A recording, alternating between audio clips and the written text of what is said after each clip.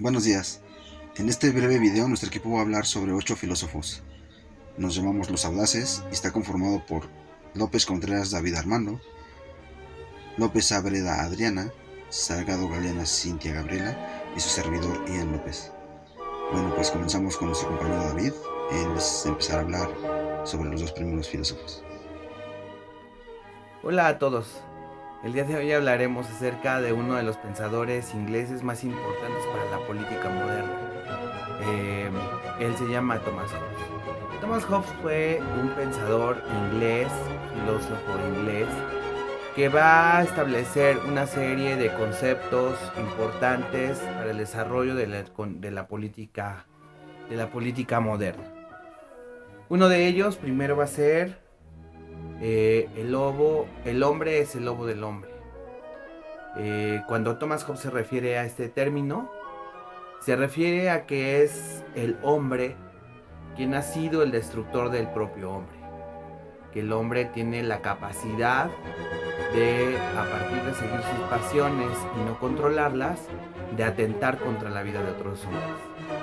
Entonces, a partir de esto, él va a establecer que una vez que el hombre se encuentra en la naturaleza, la única cosa que lo mueven son sus pasiones, son una serie de instintos, una serie de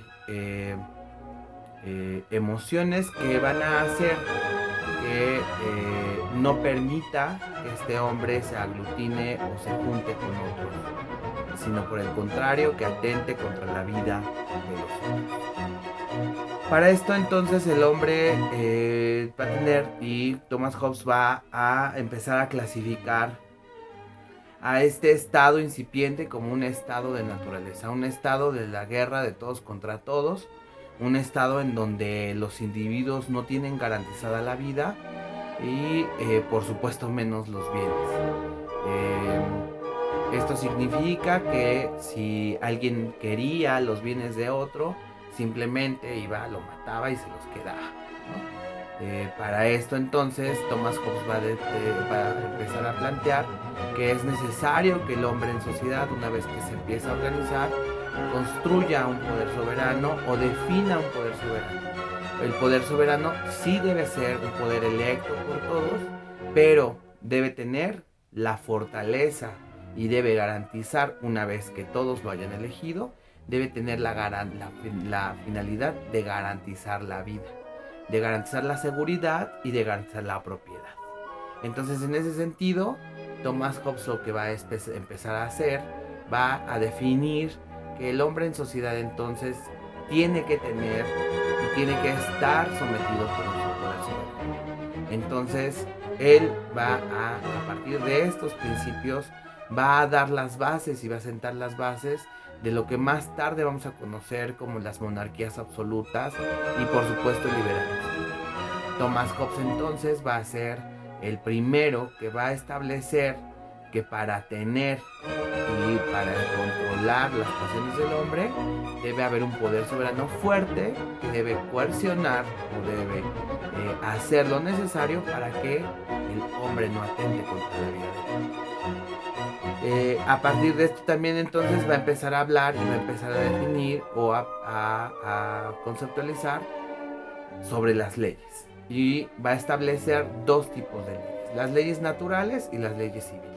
Y va a decir, una vez que el hombre está en esta naturaleza, en este estado de naturaleza, en este estado de las pasiones, en este estado en donde no controla sus pasiones, todas las leyes que van a controlar son las leyes naturales, o sea, todo lo que se encuentra a su alrededor y que no necesariamente tiene que ver con el pacto político, sino todo lo que tiene que ver con lo que le gusta, lo que necesita y lo toma. Y va a establecer también que las leyes civiles son todas estas creaciones que va a tener el hombre en sociedad y que van a regularse desde el poder soberano. O sea, una vez que el poder soberano es instaurado, todas las leyes que este poder soberano determine, todos los miembros de esta sociedad, de este pacto, están obligados a cumplirlas y a someterse a estas. Entonces es necesario establecer estas leyes civiles si se quiere conservar la vida.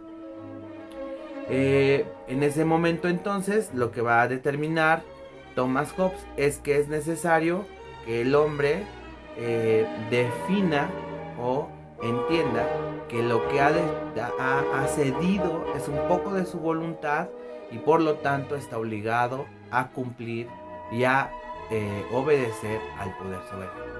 Entonces, ¿qué es lo que tenemos en este pensador o con este pensador?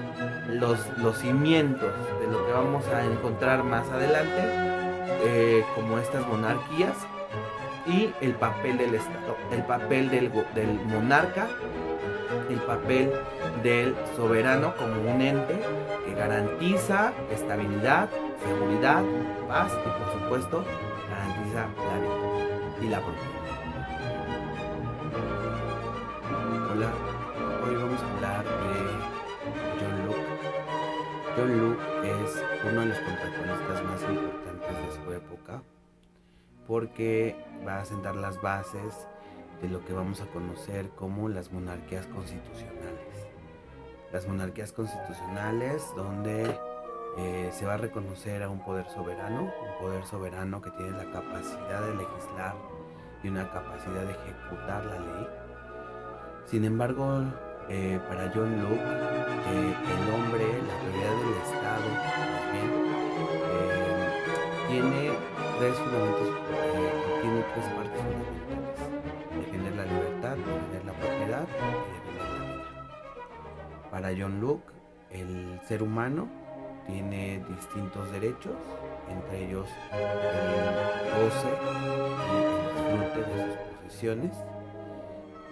Va a ser un pensador que nos va a explicar, nos va a dejar claro que para él una de las razones por las que es necesario generar un Estado, un poder soberano, democrático, es porque los hombres se dejan guiar por las pasiones. Para Locke, las pasiones del hombre van a ser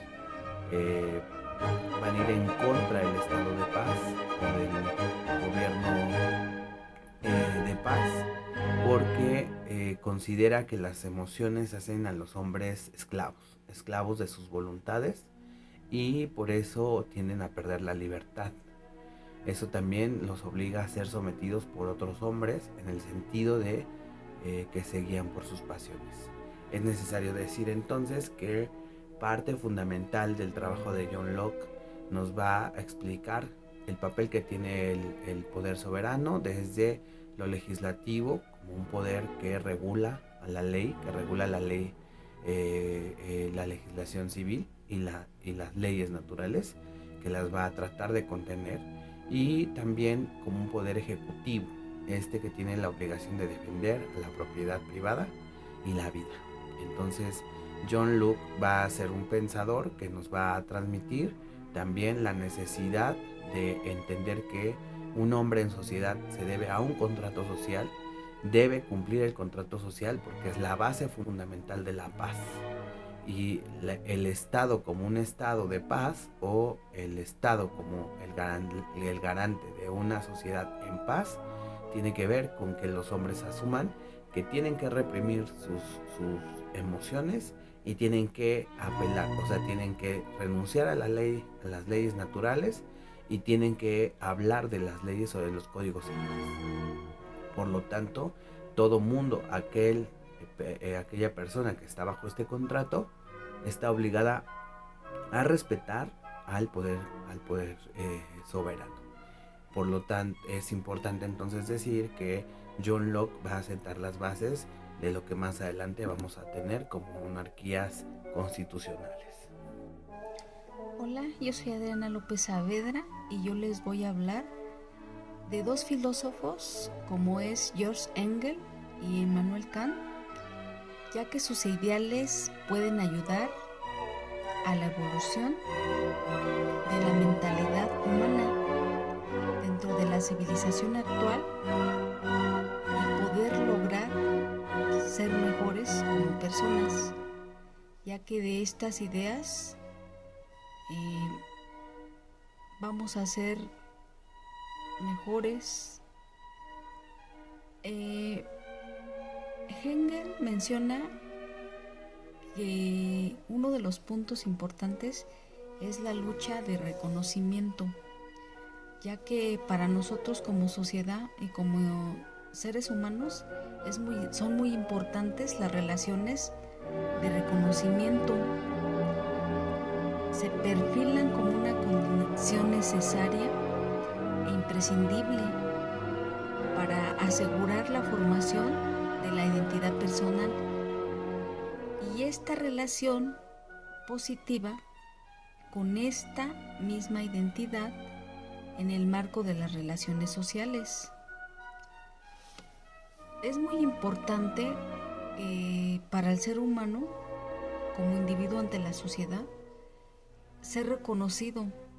Entonces lo buscamos desde la familia, en nuestra comunidad, en nuestra sociedad, en nuestras relaciones, hasta emocionalmente, sentimentalmente y a nivel ética, necesitamos ser reconocidos. Entonces, de esto nos habla la lucha del reconocimiento como seres humanos. Y bueno, también nos habla de la, se puede decir que de la interrelación que hay entre el amo y esclavo, ya que el esclavo renuncia a su deseo para satisfacer el afán de dominación del amo, pero a la vez en la medida que es reconocido por su antagonista, Hegel nos dice que el sujeto es el amo que constituye cuando el objeto, el esclavo, acepta su condición. Esto implica muchas consecuencias. La primera es que la acción nace desde la negación de ese vínculo de dependencia por parte del esclavo que quiere acabar con la supremacía del amo. Y la acción no es otra cosa que deseo que genera un vacío, una nada que se materializa en algo tras el rechazo de lo existente.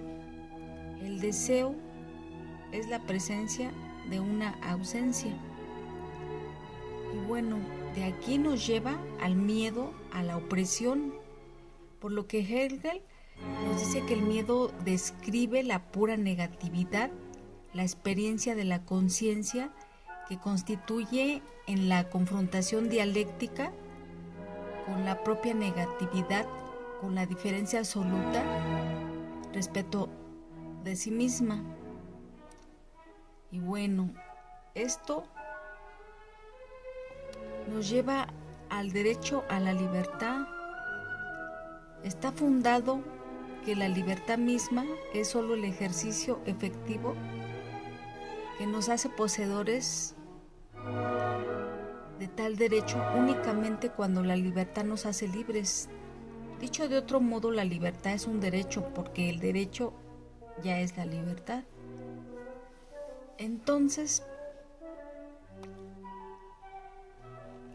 él entra se puede decir que en conflicto con el pensamiento de Immanuel Kant, que es muy diferente, empezando por sus imperativos categóricos, ya que el imperativo categórico significa un mandato, una moral interna, incondicional, la aspiración hacia la conducta moral, inherente a la naturaleza humana por toda la eternidad y que guía a la actuación de los hombres. Immanuel Kant fundamenta mucho en la metafísica de las costumbres sus ideas, ya que empieza diciendo que lo que es bueno o malo no son nuestros actos, sino la misma voluntad. Solo la voluntad es buena, incluso podemos hacer actos buenos, pero movidos por una mala voluntad. O sea que lo que interesa es la buena voluntad más que el acto mismo. Ya que dice Kant que la buena voluntad no es buena por lo que se efectúe o realice. No es buena porque alcanza algún fin que nos hayamos propuesto. Es buena solo por el querer, es decir, es buena en sí misma. O sea, no interesa el qué, sino el cómo. No interesa cuál es el fin que persigamos con nuestros actos, sino cómo buscamos alcanzarlo. Y esto último puede hacerse con mala voluntad o buena voluntad, que nos lleva a una crítica de la razón práctica, ya que el bien o el mal está referido propiamente a las acciones. Y algo ha de ser considerado como bueno o malo será únicamente la máxima voluntad, el modo de obrar, por tanto la persona portadora de tal máxima y tal voluntad. Y bueno, también habla de la metafísica y las costumbres, como ya lo he dicho, en los imperativos categóricos. En este es un mandato que nos está sometido a ninguna condición, razón por la cual es categórico, puesto que es categórico es irrenunciable y es irrenunciable debido a que solo se puede renunciar a una condición, como en el caso de los imperativos hipotéticos condicionales. Estos en un principio práctico y objetivo, en este sentido que vale para todos los seres racionales, es un imperativo condicionado, lo que significa que el deber, que en esta implicado no es absoluto, es condicionado el hipotético porque está subordinado a que el objeto quiera un fin determinado, de modo que la historia es el progreso de la conciencia de la libertad. Y bueno, si vamos a hacer un análisis de acuerdo a estos dos filósofos y sus ideas, pues considero que Hegel escribe que el sujeto, el amo, se construye cuando el objeto, o sea el esclavo, acepta su condición. Esto implica muchas consecuencias. La primera es que la acción nace de la negación. En este vínculo de dependencia por parte del esclavo, que quiere acabar con la supremacía del amo. El esclavo renuncia a su deseo para satisfacer el afán de dominación del amo, pero a la vez este existe en la medida que es reconocido por su antagonista, por lo que Hegel escribe en el sujeto, el amo se constituye como el objeto.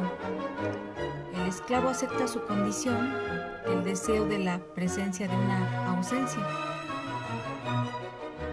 En cambio, para Kant pone en primer término la razón en el sujeto racional, ya que los principios desde los cuales se hace posible tanto la experiencia del mundo como la moralidad, la razón de leyes a la naturaleza en cuanto ésta nos es conocida y a nuestras acciones en cuanto que éstas son morales.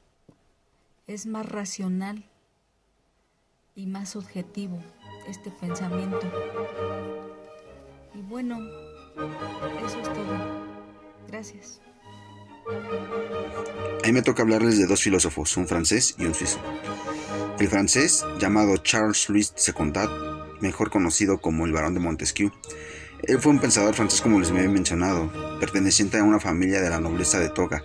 Montesquieu siguió la tradición familiar al estudiar Derecho y hacerse consejero del Parlamento de Burdeos durante 11 años.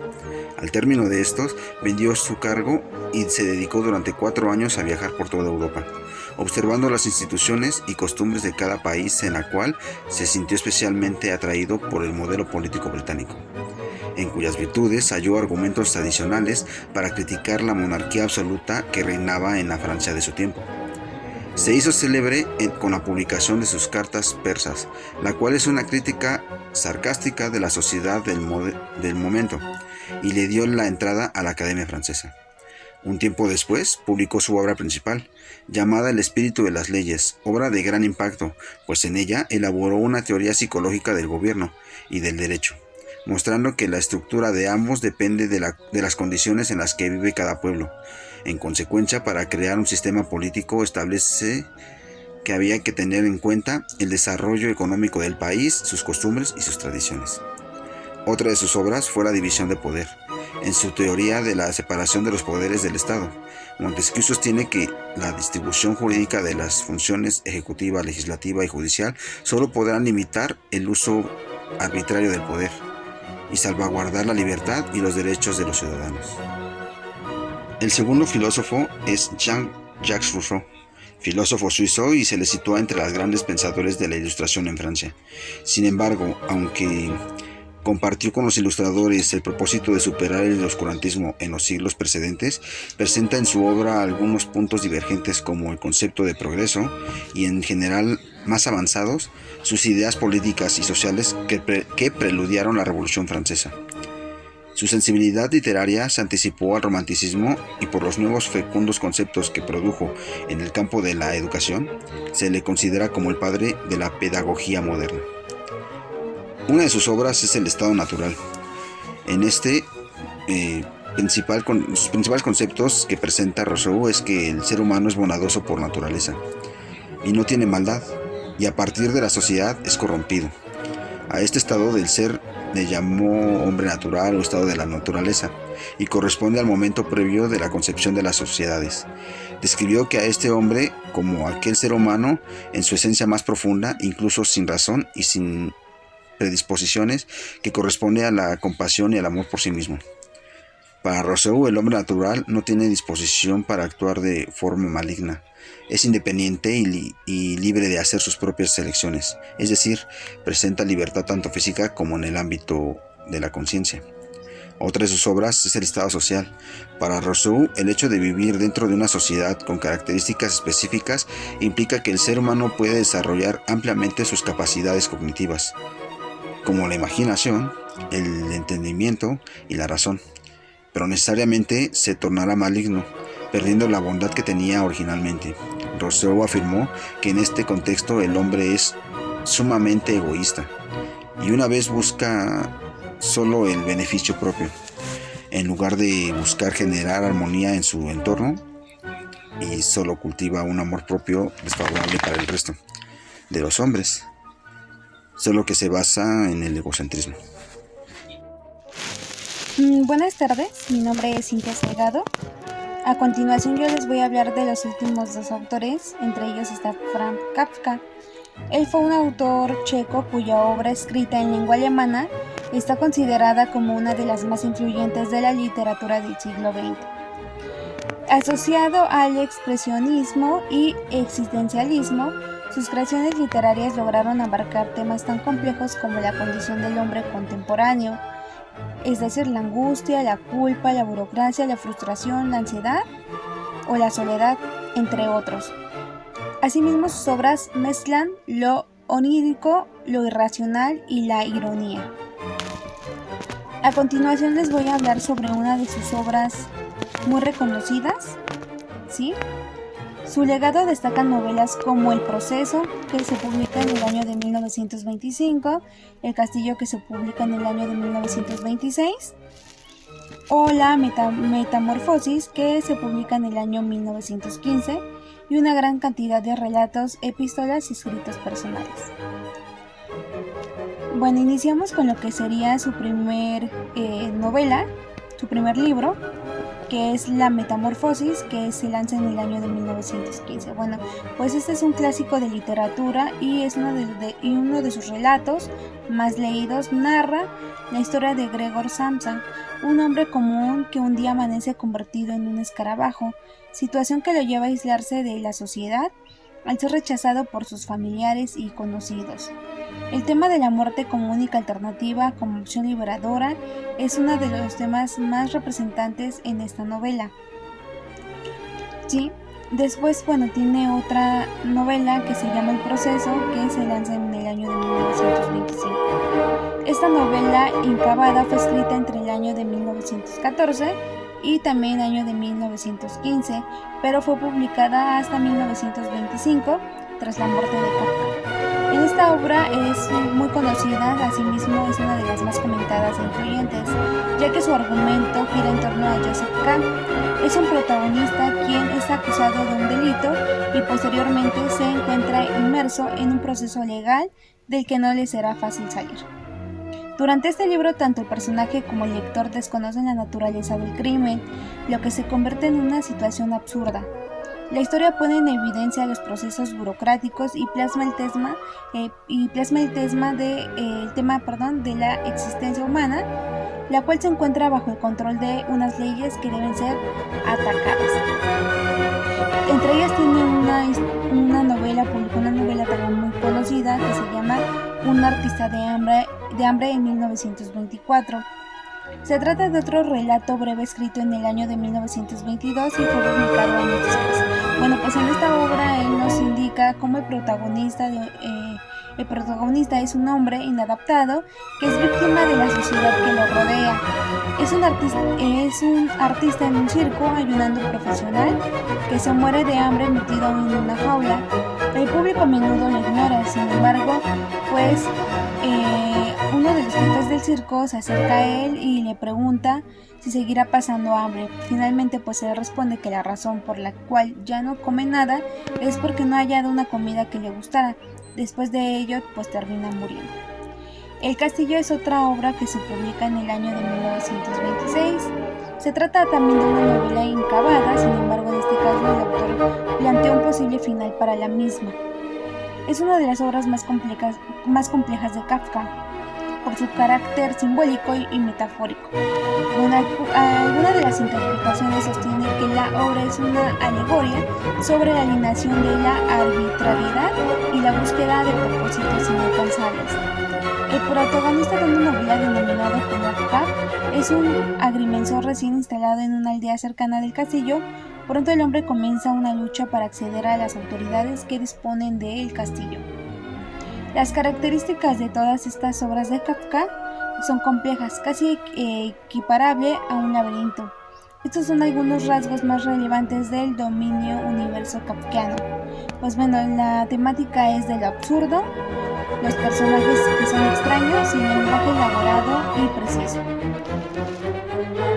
Hola, muy buenas tardes nuevamente a todos. A continuación les voy a hablar ahora sobre Martin Heidegger. Él fue un filósofo e intelectual alemán que se destacó principalmente por la precisión con la cual se expresaba, por su aporte a la corriente filosófica humanista y por su apoyo al nacionalismo alemán del nazismo. Es decir, quien piensa a lo grande tiene que equivocarse a lo grande. Ahora vamos a hablar un poco sobre el pensamiento de lo que él definía el ser.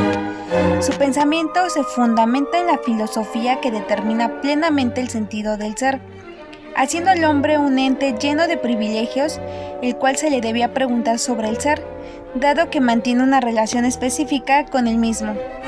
Se oponía a la filosofía moderna que explicaba cómo las personas debían enfrentarse a un mundo ajeno, porque para él el ser humano está definido por la relación que mantiene con el mundo, que es más práctica que teórica.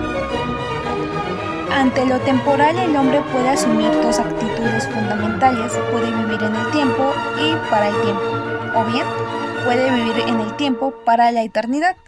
No existe hombre en abstracto, sino este es aquel humano que vive para el tiempo o que vive para la eternidad. Por lo demás, cada ser humano es inefable y el hombre existe como existe. Cada hombre es particular, con todas las diversas moralidades. Ahora vamos a hablar un poco sobre el ente. El ente es un concepto también filosófico que remite a lo que es, existe o puede existir. El ente posee ser, aunque no agote todos los rasgos del mismo. Podría decirse que es una concreación particular del ser con características determinadas. El ente es un ser de modo concreto. Dasein. Para Heidegger, el Dasein es siempre una relación con su propio ser o cuyas características el filósofo llama existenciales, el ser y el tiempo. El Dasein es presentado desde su cotidianidad como el ser en el mundo que siempre se está proyectando en las posibilidades de ser, las cuales constituyen su propio ser. Siendo en el mundo el Dasein nos muestra como un sujeto individualizado que representa objetos mentalmente. Por el contrario, se pierde en la impersonalidad del mundo compartido con nosotros y establece relaciones funcionales con el entorno. El tiempo. Bueno, pues él describe el tiempo, que es algo de lo que se puede fijar arbitrariamente, un punto que es ahora, de tal manera que está en relación con otros puntos temporales. Siempre se puede decir que uno es anterior y el otro es posterior. A este respecto, ninguna hora puntual del tiempo se distingue como cualquier otro. También habla un poco sobre la muerte.